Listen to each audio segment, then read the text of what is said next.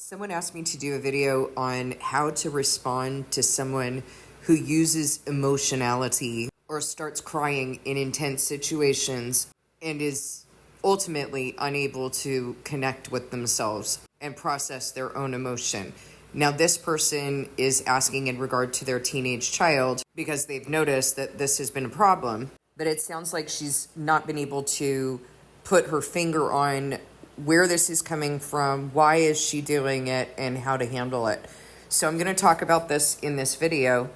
The first thing I want to say is you might think that this is not relevant to you, but this is actually relevant to all of us, and it is relevant to our covenant.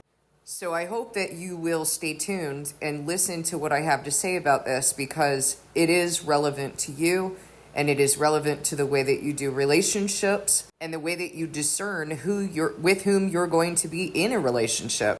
So what this person asked me is, last night asked me, what is this all about? And also, what do I do about it? What do I do in the moment? And she was thinking, well, I'll just remain calm and speak the truth.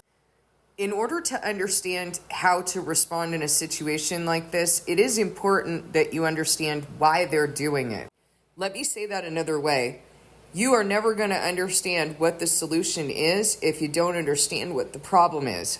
And not the problem in some psychobabble worldly way, but the problem as it relates to the way that God designed you. What is the problem spiritually? Anytime that we have a problem, the reason we're having that problem relates to something spiritual. That's why God has made it a problem, because we're not in line with Him.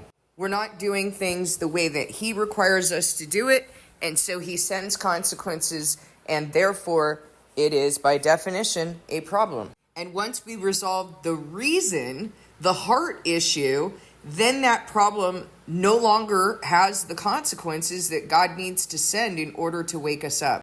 So why are they doing it? Now, let me explain what I'm talking about. I'm talking about people when you confront them, they start crying. People who maybe use emotionality and really lay it on thick with you to let you know how much they love you and care about you. And there's even something that you might feel about that. Like you might feel like this feels like kind of inappropriate, but they must have a good heart. They're wanting me to know how much they love me. No, actually, that's unnecessary. And I want you to understand that it is pathological. There's a problem. It's an issue of manipulation. And they may not even know that they're manipulating, but this is what a quintessential so-called narcissist does. They flatter, they overdo it. Usually the person on the receiving end has an inkling that there's something wrong, but the narcissist or so-called narcissist, because I don't believe in diagnoses, but this is descriptive for our purposes. They will sense out where your weaknesses are, and if you are not connected to yourself and not connected to God, and you sucker into the idolatry that they're trying to bring you into, then you end up ensnared. Now, I'm not saying that everyone who uses emotionality is narcissistic, whatever that is. What I am saying is that it's coming from the same spirit. You see why it makes a difference to speak in God's terms rather than diagnoses? Because what is a diagnosis going to do for you at the end of the day? If you know that this is not of God, that's all you need to know. It's either of God or it's not. It is not of God to lay it on thick in order to manipulate someone, to think that you love them so much and that you have loyalty. That's going to come across in relationship, not in dramatics. And this is dramatics. Again, I'm going to explain to you where it's coming from, because they may not even know that they're engaging in dramatics, but that is ultimately what it is. It is not authentic. So what would it do for you for me to say, oh, this is borderline personality disorder, this is narcissistic behavior? It literally does nothing for you. What is that going to, how's that going to change things at the end of the day? In fact, it doesn't give you the correct assessment of the problem, because ultimately what needs to happen is a heart change. You don't need a diagnosis so you can go to a psychologist or a psychiatrist and then be treated for the rest of your life for something that has no solution, because they don't understand the problem. The problem is an issue of character that is coming from the spirit that is occupying the person. Do they need an exorcism? No. What they need is a heart change. What they need is repentant change. And some of that may come from being educated. Like an adolescent probably doesn't even know that they're doing this or why they're doing it. So in essence, leading by that emotionality, and I'm not talking about emotion, I'm talking about emotionality, in which a person becomes so overwhelmed in intense situations or in situations that they don't know what to do with, or they want to communicate, I care about you, I am loyal to you, and they just start overdoing it with emotionality, with a false, exaggerated, intensified demonstration, dramatic of emotionality. It is, in essence, a very shallow and superficial way of engaging, but that's not enough to really understand the why. That's more of a result of the why. Manipulation also is more of a result of the why. So in the world, they're going to treat manipulation like it's a characterological disorder. They don't understand that this is a heart issue that needs to be worked out spiritually with God. And so people who have these issues never get any help. The person is not self-connected. And if you're not self-connected, you can't connect to God, because you first have to connect to your design in order to be accountable for what it is that you're feeling and understand those feelings as information. Then you can go and process with God in an authentic way. God is not going to respond to you if you're in your flesh, if you're just overwhelmed and activated in your flesh, which that is what's going on with this person. So a person who is not self-connected engages in relationships that are more calculated, more like calculated interactions. They're flesh-based. And so they're going to use flesh-activated ways of trying to persuade or manipulate you. I care about you so much. I just love you so much. You just don't understand. The bottom line is that if you can't connect to yourself or to God, you can't connect to others. And although there may be an aspect of that person that really feels like, well, I do care about this person, this is not an authentic way of demonstrating it, and it's also not an authentic way of living it out. What's going to happen to this person when any kind of intense situation happens, which, by the way, happens in relationships? They're either going to run that relationship by their emotionality, or they're going to freeze, or they're going to run. Ultimately, this thing that they're trying to convince you of, that they love you so much and they're so loyal to you, and you just don't understand how much they love you, you're going to be so confused when something real happens in the relationship and they just decide to bail out and totally discard you. Like what happened to 20 minutes ago when you were crying about how much you love me. So again, I tell you, this is a shallow and superficial, disconnected way of engaging with others. It is calculated, it is persuasive, it is manipulative. And if you don't have your act together, if you're not self-connected and God-connected, and you're not discerning the fruit and testing the spirit, honey, you're going to get suckered into this big time. And whose fault will that be? It will be yours, not the other person. The other person, people can be whoever they want, but you need to be accountable for you. So what people who are not self-connected and God-connected do is, in order to fabricate connection, they use intense emotionality. They will also, as I just demonstrated to you, be totally unaccountable. They will use crying and displays of emotionality, not emotion. They're not connected to emotion. They are intensifying emotionality, and they will use that in order to manipulate, persuade, get out of things, and actually convince you that what you know to be true is not true. So I've alluded to this a couple times. When I say emotionality, I'm not talking about emotion. I'm not talking about someone who is in touch with their emotions. And this is a huge misunderstanding in the world. People use emotionality in order to persuade and manipulate. But people who are in touch with their emotions process them and are able to engage accountably, to communicate and use their feelings for the information and learning that God has intended. The world does not acknowledge this.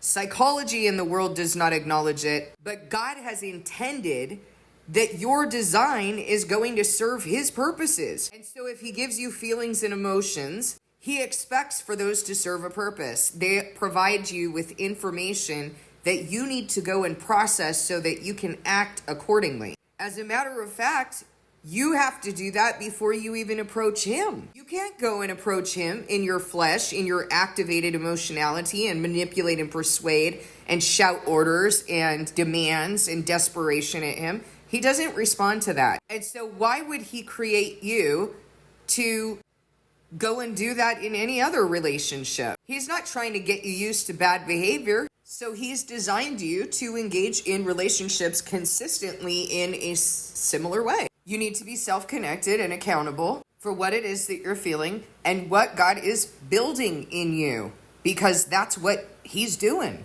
On the other hand, people who use emotionality are doing so as more of a calculated or compulsive.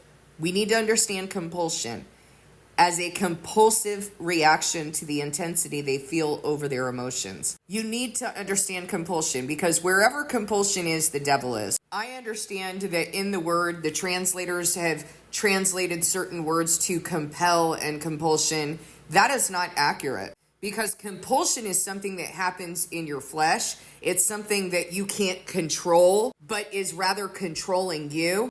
And there's a difference between God's spirit and Satan's spirit in the way they do things. Satan has an agenda, God has a will. And so Satan tries to control you through compulsion. God will convict you, he will prompt you, he will move you, but he's not controlling you into something. You're choosing him. If you know the word and you know his covenant, you know that's true. Compulsion is something that happens in your flesh, where you just got to have that thing. You do not have a spirit of self-control. And God says that he has not given you a spirit of fear, but one of sound mind, self-control, peace. These are two opposite things. The devil compels you in fear. So what happens is, when these people are in an intense situation in which they're being confronted, or there's something that's being confronted and it makes them uncomfortable, maybe even somebody else is being confronted. We've had this happen in the body, by the way, where somebody else is being confronted about behavior and the other person just starts crying and can't control themselves. That's their issue. They are not crying for the other person. They're crying for themselves because they're not doing their own work. They do not have a spirit of self-control. They have a spirit of fear, because actually confrontation is needed and it's good in our covenant and in the body. So I will give you an example of this. What happens is that the person is becoming, they have a compulsive reaction to the intensity that they feel over their emotions. You ever been around a child where maybe there's fireworks or there's something intense? I mean, it doesn't even have to be something that is necessarily emotionally intense, but it might elicit intense emotion, loud sounds, like I said, fireworks. My sister used to do this, my little sister Stephanie. Fireworks used to really freak her out. And you could think of an emotional situation as well, or there's emotional intensity and the child, and even happy emotional intensity, and the child starts crying, and they're crying in a panicked kind of way. And you're like, why are you crying? And they say, I don't know. They have to be taught by the caregiver how to connect with their emotions and how to soothe. And they're taught that by the caregiver soothing them and recognizing that they're having some sort of a response or reaction, and soothing them and helping them. And this is the way that they learn to soothe themselves. Now, by the time your child is a teenager, this needs to be a collaborative process. So the adult, or the caregiver, the parent, can still help the child to soothe, but they need to bring more awareness. They need to bring that adolescent up to speed in their developmental stage, because it's one thing to comfort a very young child and let them know, it's okay, I'm here with you, come here, tell me, what are you feeling?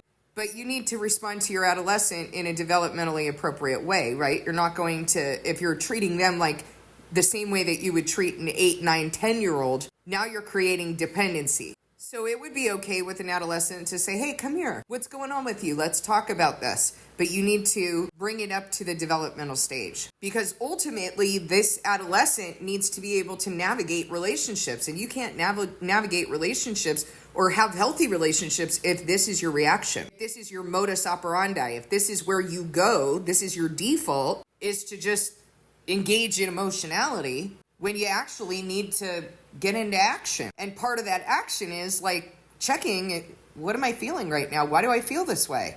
Think about this, for example. If you're in a dangerous situation or your adolescent is in a dangerous situation and they feel intense emotion, they need to be able to stop and go, I feel like this is a dangerous situation. I need to get out of this.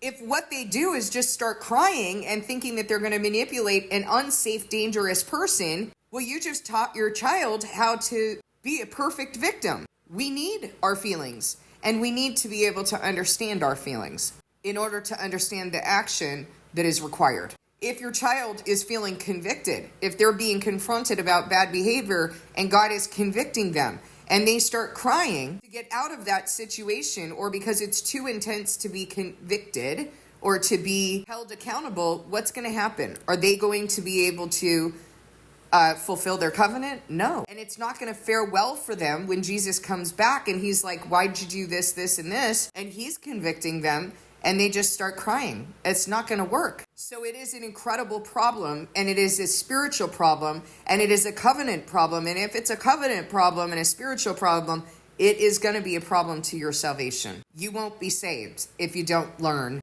how to self-connect, how to God connect, and how to be accountable. It is inauthentic. It is not connecting to God. It is not accessing the information he's given. So you're not able to fulfill your covenant. And so if you can't fulfill your covenant, guess what? You won't be saved. So it is a good thing that God is moving this parent to want to understand what's going on with her child and how she can help. Another problem that I want to mention is that people will take emotionally charged situations to bring focus to themselves. As I mentioned, they will run, they'll freeze, they'll engage in dramatics, and that either is going to control other people or other people are going to run from that. And the person engaging in this is not having a realistic understanding of how to connect with other people because they're not connecting with themselves and they're not connecting with God. And so what they do is they try to create pseudo intimacy with others, kind of like when people like drink and now they have this intense like euphoria, or they're using other drugs and they're like bonding with other people and they're having this fake bond with them, but there's absolutely no authenticity to it. It's based on intense states. Well, emotionality is in a way an emotional drug. And so people will create pseudo intimacy with others. Now, you need to understand that this is extremely dangerous. This is very dangerous when it comes to them coming in contact with unsafe people like those in the world who we call narcissists or criminals, because those people will use unstable emotion-based or emotionality in order to control you. And on the other hand, healthy people are going to avoid a person like this like the plague because they know that they're inauthentic and they know that that person actually is unsafe because they're not accountable. Okay, so we've talked about the why. We've talked about why it's a problem. Now we need to talk about how to respond. If it's your child, you need to help them to access emotion and have a way to process it. You need to be honest about what you're seeing and ask them, what are you feeling in those moments? Now let me clarify this. Not in the moment that they're having this episode of emotionality, or I should say not only in the moment, because there's going to be, if you think about the work that you do, you need to do your work all the time. And one of the biggest mistakes that people make is waiting until they have an episode of whatever it is that they're struggling with, whether it's fear, anxiety, despair, etc. No, you need to be doing your work every day to be connected with yourself, so that when those crises, the crisis moments happen, you already have a relationship with yourself. You're already able to connect and able to say, okay, this is what I'm feeling right now. You're not going to be able to do that when you're flooded with emotion because you're really having a shutdown. But if you're doing your work every day to be connected with yourself, what you have formerly treated as a series of crises they're no longer going to be crises. These are just going to be, okay, this is a more intense experience, but I've been doing my work and I am connected with myself, so I know how to navigate this. You're going to look at it as an opportunity to learn more about yourself and to weed out the things that God has been raising for you to be purified of. So in the moment, if you wait until just those moments where your child is experiencing this, it's going to be too intense. They need a way that's developmentally appropriate of processing what it is that they're feeling as they're going. So if you have a young child, then you're going to be talking with your child about how they're feeling, and you're going to be attuned to their shifts in emotional state and asking them, what just happened for you right there? What's going on? Tell me what you're feeling. And you're going to talk with them. If you have an adolescent, that adolescent needs to start internalizing, in a normal situation, they would have internalized by that point how to process their feelings. So listen, all of us have messed up as parents, and there are going to be things that we need to address later on. So if you have an adolescent, you didn't do this right, maybe as they were growing up, okay, no big deal. God has a way of healing that. There's nothing too hard for him. But you need to understand that your adolescent at this point, in a normal situation, would have internalized the ability to regulate themselves and to self-soothe and to process their feelings. So now you need to build something in. So what I would say is they need to be journaling once a day. And then you need to come together and talk about these things so that you can kind of see if they're really getting deep enough. And you can have conversations with them and share your testimony about what this has been like for you to connect with your own feelings. Now, I want to tell you something. God will use this if you're doing this in him, not in psychology. If you're doing this in him, of him, not of the world, he's going to use this as an opportunity for you to actually build a stronger relationship with your child. Don't treat this like a checklist. It's an opportunity.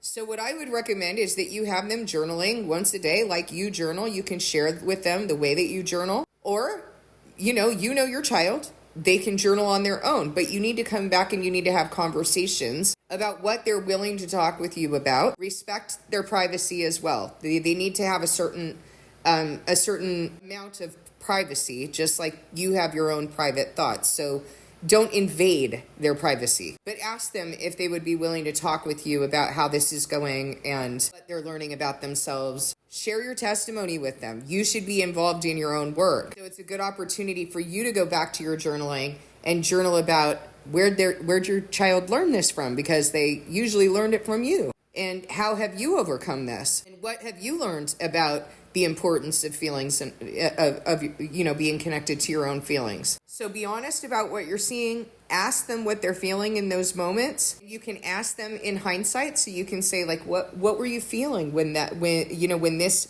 certain thing happened?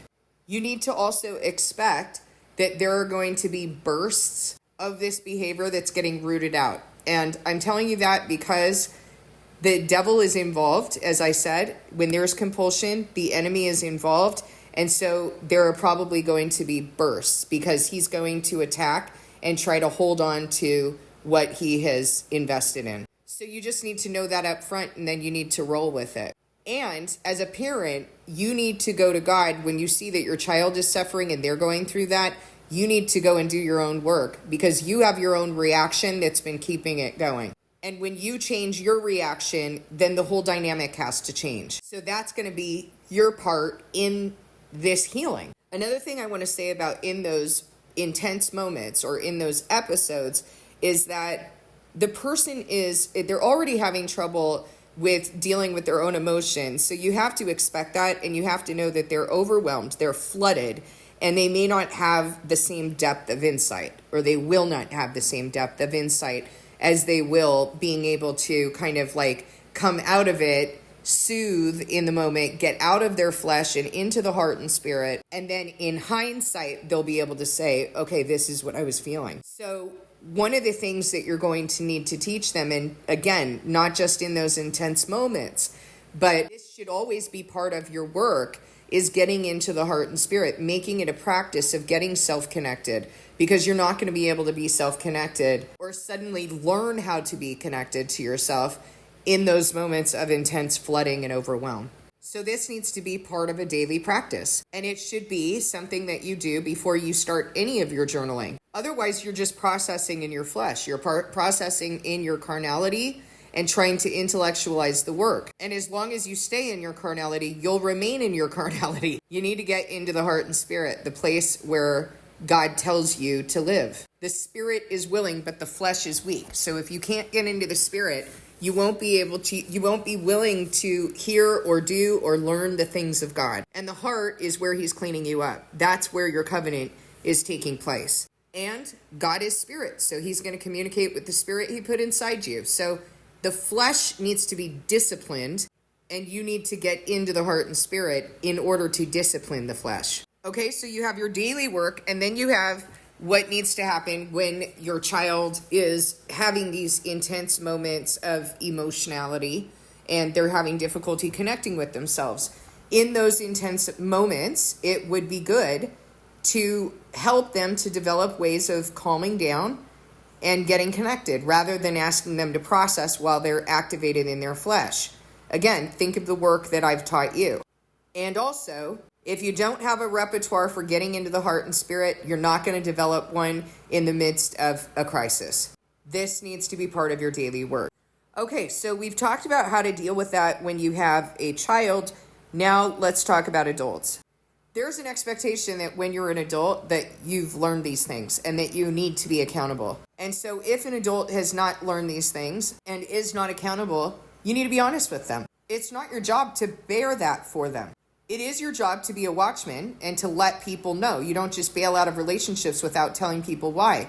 You need to let them know what you're seeing. Let them know that you do not see that they are accountable. And if that person repents, if they change, then you can engage in a relationship with them. You can also let them know, look, there's some work that I've done that has been helpful to me, but you need to be very careful because a person who is not accountable for their own emotions will very easily set you up as an idol, and it may feel flattering to you. You may even feel like, oh, I can help them, and you may set yourself up as an idol with them. You can share your testimony, you can share the work that you're doing, but then you need to step back and you need to be accountable to God so that you are not setting yourself up as an idol. Now, the place where this would be really difficult is with family members and with spouses and with friends. And I'll tell you why it's difficult. Because you already have a dynamic in your relationship that led you to be in a relationship with this person, more so with friends and spouses. And with family members, you grew up in a particular dynamic that you didn't choose. And so you fall into certain norms that may not be healthy. And a lot of times what happens is when a person is does not have self-control, a spirit of self-control, everyone sort of tiptoes around them or coddles them. So in these cases, you be honest with the other person, but the work is really going to be on you. Because that person is an adult, they need to go and return to God. You are not going to raise them. That is developmentally inappropriate. What you can do is share your testimony and then leave it there. Pay attention to the ways that people's emotionality or your emotionality has affected you. In relationships, if another person's emotionality is affecting you, there may be things like you feel bullied by their behavior. You feel bullied by their emotionality. You feel guilted by their emotionality, manipulated, persuaded. In your own emotionality, you may feel out of control, overwhelmed, even numbed out. You might shut down, which is really, that's a very difficult one to work with because shutting down and numbing out usually does not elicit confrontation from other people, and it's a way of avoiding confrontation. And so you never actually deal with what you need to deal with until that comes out. And if you come across someone who's willing to confront you, because most of the time people are not willing to confront, they'll just bail out. So you need to be paying attention to whether or not you're feeling compelled and in what situations you're feeling compelled. So I want you to notice that numbing out and shutting down are still intense emotion, are still reactions to intense emotion rather. Just because they don't elicit an intense reaction from somebody else, because really no one knows what you're feeling, because you're not exhibiting it, does not mean that that is not an intense reaction to emotion. I hope this video has been helpful. If you have any questions, please ask. And as always, please discern this message with God.